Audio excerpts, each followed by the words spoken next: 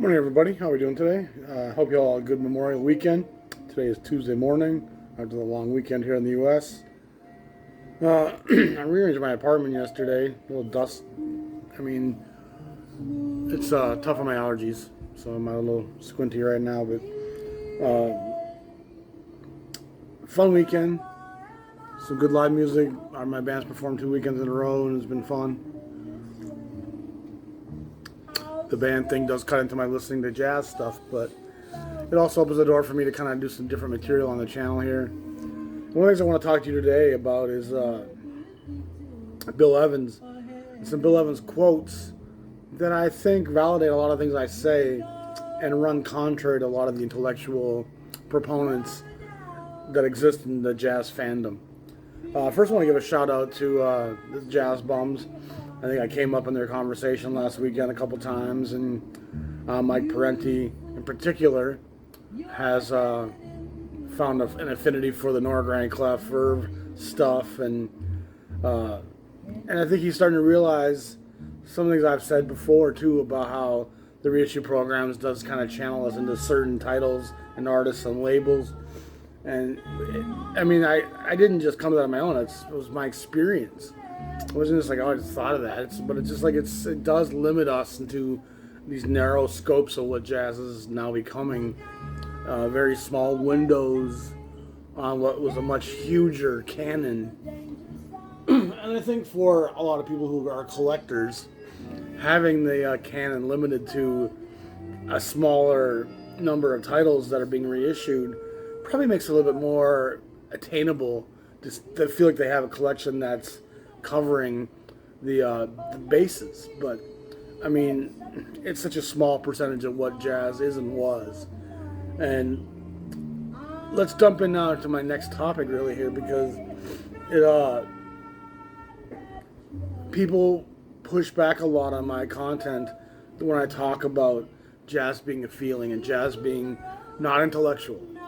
It's spiritual. It's the expression of a man's soul and condition, and it exists outside of intellectuality. It can't ever be driven by ego. Jazz becomes something else whenever ego takes the wheel. And a lot of the later recordings in jazz that aren't driven by those people being lost in the wilderness end up having intellectualism and ego driving. And it just doesn't make it not good music. It just feels different.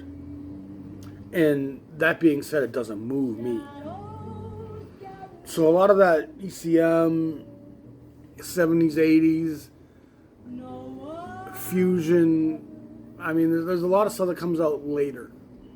And I'll be honest, I've not heard a lot of it. But what I have got, what I've listened to, when I stream something, and that's not to say I don't hear stuff from that era that is fantastic. There's some stuff on Concord. There's stuff by guys like Kenny Burrell and Bill Evans well into the 80s and 90s that's beautiful. But for the most part, when jazz was the voice of a people in the wilderness and that black expression of the victory over tyranny in America, that's the music that moves me. That's the music that excites me. And a lot of that music is excluded from today's reissue programs. I mean, Basie and Ellington are celebrations of life in spite of turmoil. And so much of the jazz canon that we think of as jazz with those smaller groups in the 50s and 60s, such a large percentage, especially of the African American side of things, was derivative of the Basie and Ellington groups. And so anyway, I've seen this meme by Bill Evans a few times on the internet, and what makes me laugh is the pushback Bill Evans gets from the proponents of intellectual, ego-driven music.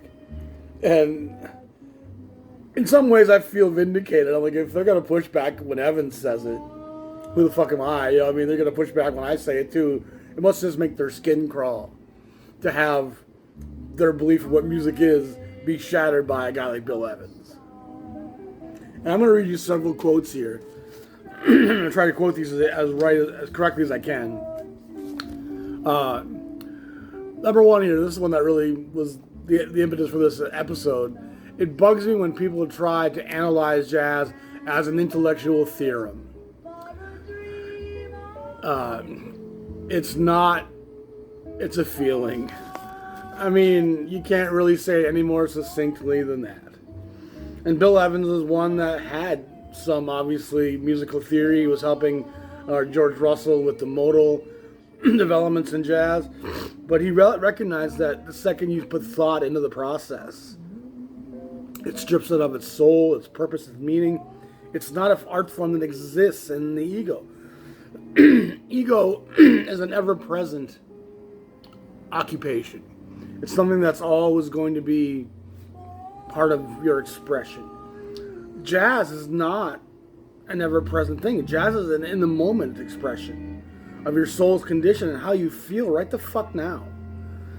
That's counterintuitive to all things that are intellectual. Intellectual is a field of study that is irreverent and doesn't have any concern for how you feel in the moment. The things I know that are my intellect aren't impacted whatsoever by how I feel. And how I feel is a very different process of expression than me expressing my knowledge of the capital of Mongolia is Ulaanbaatar. I know that regardless of how I feel. I know that Ouagadougou is the capital of Burkina Faso. See what I'm saying? The Galilean moons of Jupiter, Io, Europa, Callisto, Ganymede. I know that intellectual expression regardless of how I feel. And I can express it no matter what mood I'm in. Which makes it rigid and static.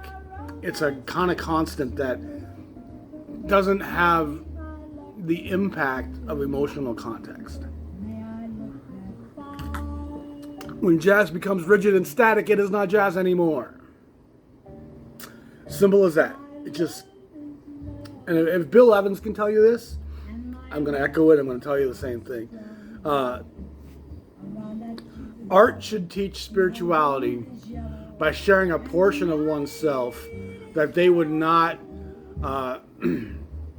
access otherwise or express otherwise. That's another Evans quote.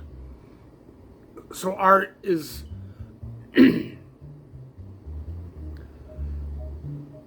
art is connecting my emotional condition with an expression. And writing a book or a novel or a poem or a short story or a painting, a play, I mean television, there's so many different ways you can express art. And many of those things do become static, and many other musical forms are very static. Jazz has an immediacy where very little is planned beforehand. Not to say there's not rehearsal, but the expression within that moment is going to be unique and different every time. Based on and governed by how I fucking feel. And when it becomes rigid, when it becomes interspersed with my ego expressing the things that I've memorized that are fantastic, and the moment it starts to become, boy, I'm going to impress other musicians with this, when you start thinking on those lines of impressing people with my ego and my intellect and my composition and my brilliance and my virtuosity, when you start looking at it through that lens, you stop playing jazz. Period. And that's the most important discerning fact about jazz, is the expression of an emotional condition via improvisation. And so as varied as jazz landscape is, and as many different branches of that tree that exists, that's the one common denominator that separates jazz from classical music. It separates jazz from rhythm and blues. It separates jazz from so many other art forms, with the exception of the blues, which is also an immediate art form that expresses the condition of a troubled people wandering through the wilderness looking for a promised land. The American story. I'm going to share one more quote here. One thing I want to share real quick is another Evans quote.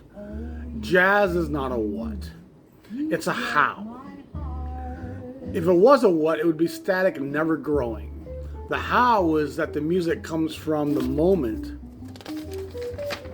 It's spontaneous, it exists at the time it is created. And again, that's kind of what I'm saying and have been saying for a long time. And so Evans corroborates my theorem that jazz is devoid of theorem.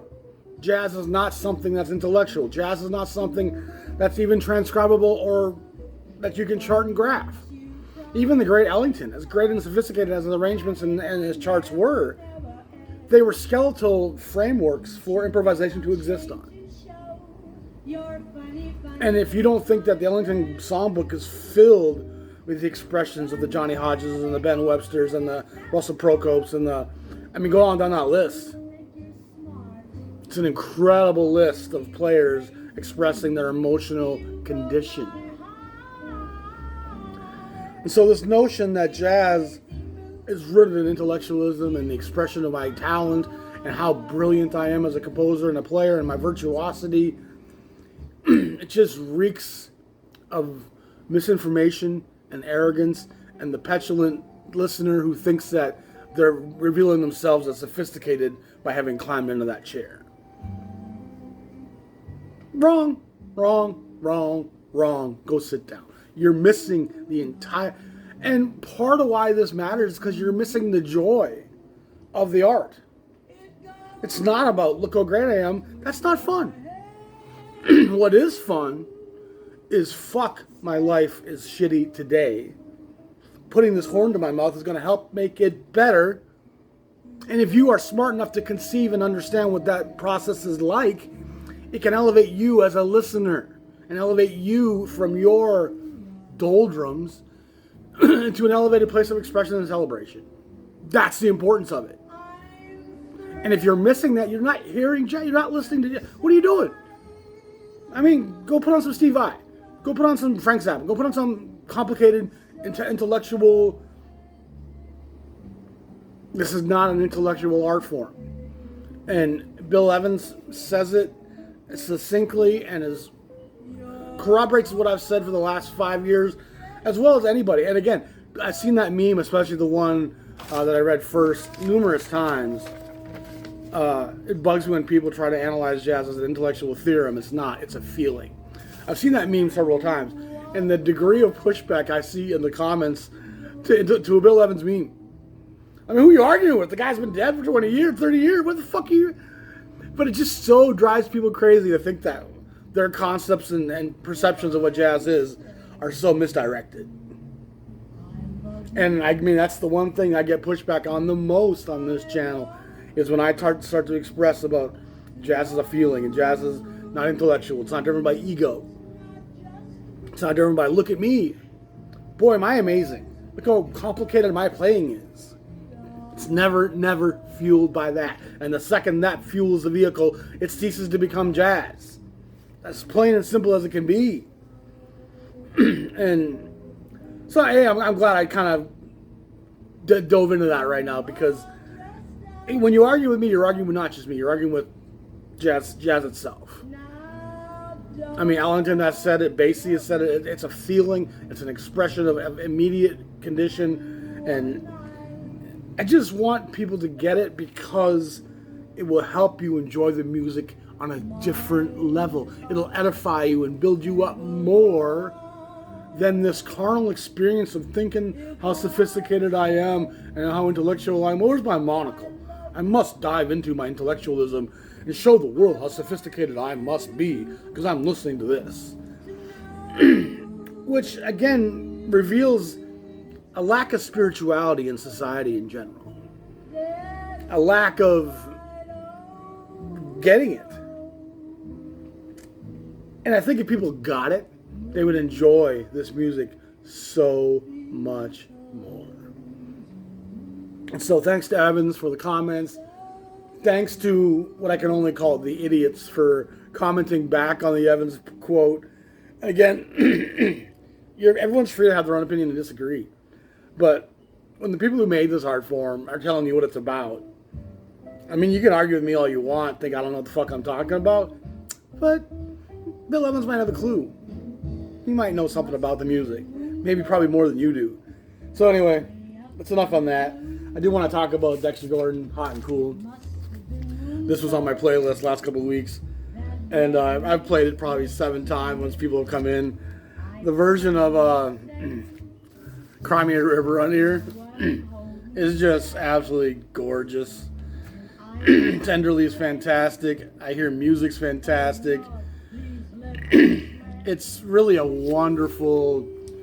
I mean, the title kind of captures the hot and the cool, because it does have a little West Coast cool to it at times, but it's also a very intense and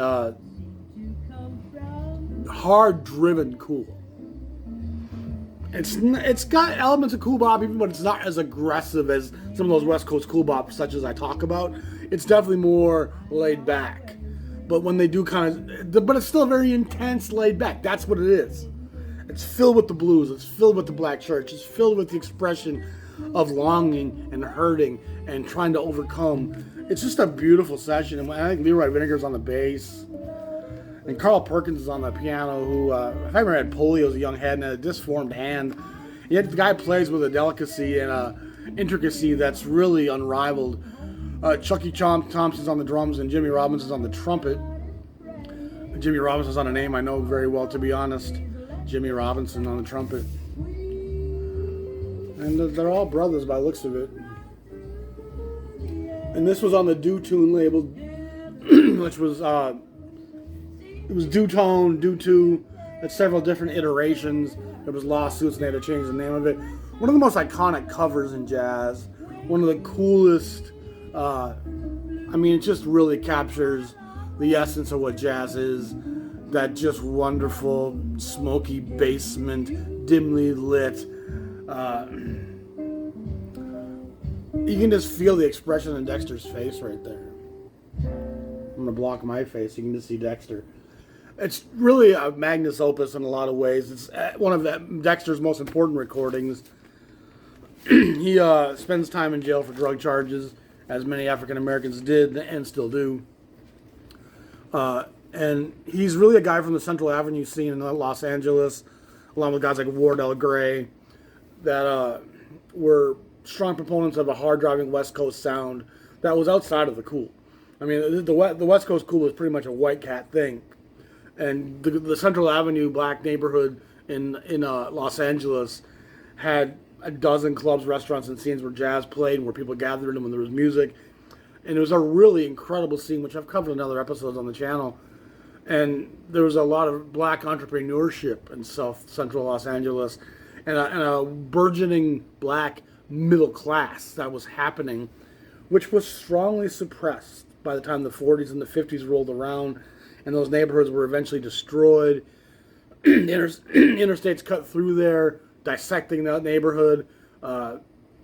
Gentrification came through, and the poverty of the 80s, NWA, Snoop Dogg, Dr. Dre, Eazy-E, Compton, Central Avenue, South Central Los Angeles, was in part driven by the gentrification of parts of those neighborhoods and the freeways that came through, and the neighborhoods that were left behind, and the poverty that kind of only continued to grow as black businesses were kind of forced under.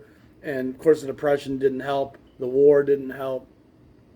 But South Central was a very up-and-coming, vibrant place in the 20s into the 30s, and it was considered the Harlem of the West Coast. And Dexter Gordon was a big part of that scene. It was an incredible scene. Teddy Charles was part of that scene. There was a lot of guys going on there that were really interesting players. The fantastic piano player whose name I can't think of right now. I can see his face. Hampton Hawes? Is that the guy I'm thinking of? There was a lot of great players that were going on in that central scene. And Dexter was a big part of that. And then Dexter, after he got out of jail, he records a session for Bethlehem, a session for Dutu. And then he goes to Europe for a while, spends more time in jail. He records Blue Notes in the 60 to 63, 4 era, and then returns to Europe again.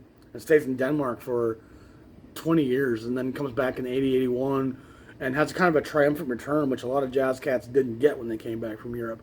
But Dexter's such an important player. He's a bridge between the Ben Websters, the Lester Youngs, the Coleman Hawkins, that early era of tenor great, and the later era of the guys like Sonny Rollins and John Coltrane, Dexter Gordon is a bridge in the middle there, along with guys like Illinois Jack Kett, that really helped connect the tissue of the early players and the developments that they made and the later players in the post-bop era. And Dexter was part of the bebop scene. There was times when Parker would get dizzy and those guys would come out west. And Dexter's story is a wonderful story. The tall, cool, dark gentleman, I think he was like 6'3" or 4". He was a tall guy in his dark suits. He was always just dapper and quite the presenter of class and dignity, and played with a beautiful lyricism, making him one of the most important tenor players in the jazz canon. He's really an important guy. And his body of work, while there's a lot of it, there's not a lot of it on the American labels from that kind of classic era. I mean, there was some stuff, there's a Riverside, Jazzland side, that was him kind of returning. And then, of course, the Blue Note stuff's pretty fantastic. But there's, 6, 7 titles there. And then, of course, he disappears. And the stuff before Bethlehem and the Dutone is going to be more on the 78 RPM era stuff. And it's not like a guy like Coltrane where there's just title after title after title of recordings. And, of course, he does record for Steeplechase in Denmark. And he comes back and records some stuff for, I think, Columbia, if I remember, in the 80s here back in America before he passes. But Dexter's such a wonderful player, and I just relish his sound and his tonality and his storytelling. And you can hear the Ben Websters and Lester Youngs frequently, but you can also hear the Sonny Rollins and the John Coltrane's frequently as well, which makes him just an interesting bridge, like I said, in the jazz canon. And one of his contemporaries, Wardell Gray, came to a sad ending in the desert from the West Coast Mafia. And there's a lot of debate about what really happened, but I remember he was decapitated even. It was just bad stuff. But, I mean, the stories that jazz exists in are filled with tragedy. From the strange fruit hanging from southern trees, to the drugs that rip neighborhoods and careers and lives apart, to the incarcerations, to the revoked cabaret licenses. I mean, there's nothing but oppression, the segregation. Parenti was talking the other day, Mike, about Norman Granz and how he championed his black musicians and really gave them freedom and treated them as equals, and would refuse to play places that were segregated, wouldn't stay in hotels that were segregated. He'd show up with his entourage filled with black and white musicians. And if you refused his black musicians, he would take his entire party elsewhere, forcing you as a hotelier to have to decide, is this a black or a white thing, or is this a green thing? And when I DJed in the black community for 15, 20 years in Minneapolis, restaurants had to come to that conclusion. Is this a black or a white thing, or is this about green? And we were making them money. And the smart restaurants realized that, okay, this should be about making money because I'm trying to keep my restaurant open. And the not-so-smart restaurants would listen to the complaints from the white glitterati who are like, oh, my God, there's blacks in our neighborhood. I vote Democrat, but you can't have blacks in my neighborhood, blah, blah, blah, blah, blah, blah, blah. I mean, I've said this before on the channel, but we had to have two cops, off-duty cops, at our Friday night gig, which was a celebration of life. It was like people in Sunday clothes listening to Al Green. I mean, there was no violence, there was no shootings, there was no fighting, nothing. It was grown people, 30 to 70, having a wonderful time. But so many white folks complained about this gathering of black folks after dark that we eventually had to have two cops at the door every night, and we couldn't start till they were there. It was, I mean, this is one of the most liberal parts of Minnesota. And this was in 2012, 14, 16. And so, I mean, I can't even imagine what things were like in the 30s, 40s, and 50s. And when you try to get your head around it, maybe then you'll open your ears up and take the wax out and feel what this music is telling you instead of thinking about it. Bill Evans is telling you, the Jazz Shepherd's also saying it, stop trying to think and just let the music make you feel. Because it is a celebration. The intellectual aspects of it are byproducts. They became great players because they needed to be there so frequently. I mean, here's a parallel. You don't set out to become an alcoholic or a heroin addict. You self-medicated with those things till you became kind of addicted to them and they became a big part of your existence. But it wasn't an intellectual endeavor. The virtuosity in jazz, it was something that they did because of familiarity, because of constantly being in that place where they needed to medicate. They became virtuosos as a byproduct. It's just such an important distinction to make. It was never Armstrong saying, I'm going to be the best trumpet player of all time. That was never his forecast. It was, fuck, I can breathe when I play. I can feel safe and sheltered from the oppression and tyranny that weighs down on me every time I step out my front door. And as white folks, we can get that to some degree. We have oppression, we have pressure, we have stress, economic stress, family stress, addiction stress. We have a lot of those factors. What we don't have is the oppression of, is today the day I get shot or beat up or don't come home, go to jail the rest of my life, or end up dead. That's the black experience in America for decades, for centuries. And that creates a tension and an anxiety and an exhaustion that playing that horn alleviated. And so when you play that horn daily for hours and hours and hours, because it's like, fuck, I feel good here, I can forget about all the bullshit because my soul is like, fuck, get it out of me. As a byproduct, you become good at that shit. But the ego never was part of the process. The ego was never like, oh, look at me, I'm going to make people so impressed by who I am. Never was that a part of the process. And for anybody who put that into the process, they weren't playing jazz. They were imitating it and trying to be impressive. And if you're playing with one eye open, looking at people's... Get out of here. Take that shit home. Go feel something and come back. Go feel something, come back. Go put some blues on. I mean, go listen to some Lead Belly. Go listen to some Muddy Waters. Go listen to some Sonny Wolf, some Hound Dog Taylor. Go put on some blues and recognize that, man, this isn't about talent. Talent exists within it, but it's never about that. And so, again, Bill Evans really kind of drove that home. And I just had to laugh at the people who were disagreeing with Evans like they knew better. Shame, shame, shame. You're wearing what I like to call clown shoes, and it's hard to drive a car, dance, or go anywhere in clown shoes. It's hard to order a burger wearing clown shoes. Take your clown shoes off, go put on some decent feetwear, and move on with your life, because you ain't really getting it. You're pretending to be something you ain't. And your pretentious phoniness, it reeks, and people sense it, and you drive people away from jazz with your shit.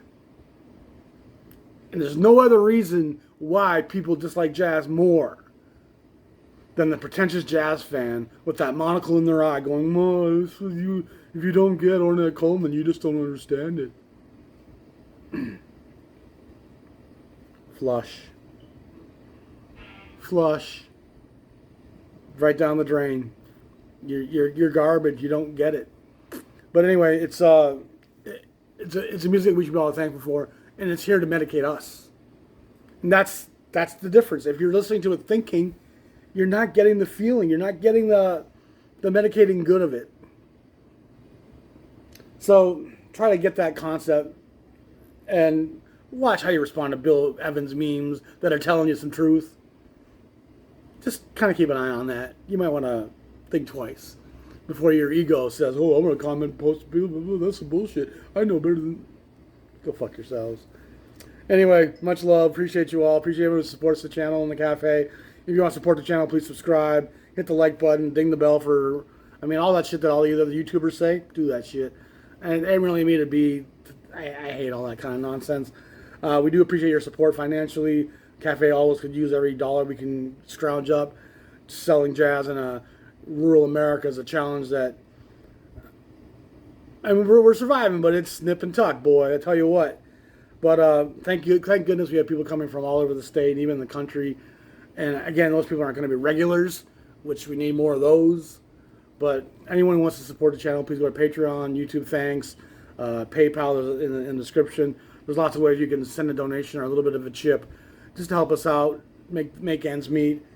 Especially since my wife departed 8 months ago, money's been tight. And it's really curtailed my record buying. I bought a few there for a little bit to complete that Norgran. And had a friend helping me out with some of that stuff. But, I mean, I miss collecting records and learning more. and I think I have a lot of the bases covered pretty well. But there's still chapters and things I'd like to get a better grasp of. I'd love to complete the Savoy 10-inch anthology, and I have a lot of it on LP, obviously, when they reissue most of it. But there's just history that you can glean from the 10 inches and perspectives that you can grasp, and it helps you to date things. And even a lot of the 10-inch material, the Birth of Bop series on the 10 inches, that was stuff culled from the 78 era in the late 40s. And so the history is so ungraspable at times, and the more records you fill in, the better you can connect the dots and the timelines and the influences and who they influenced. And it's just a wonderful field to get as good a grasp on as you can. And that's why it's important to grasp the canon beyond the reissue programs. Because to get a few highlight episodes of a TV series, you end up missing a lot of the backstory. You end up missing a lot of the character development.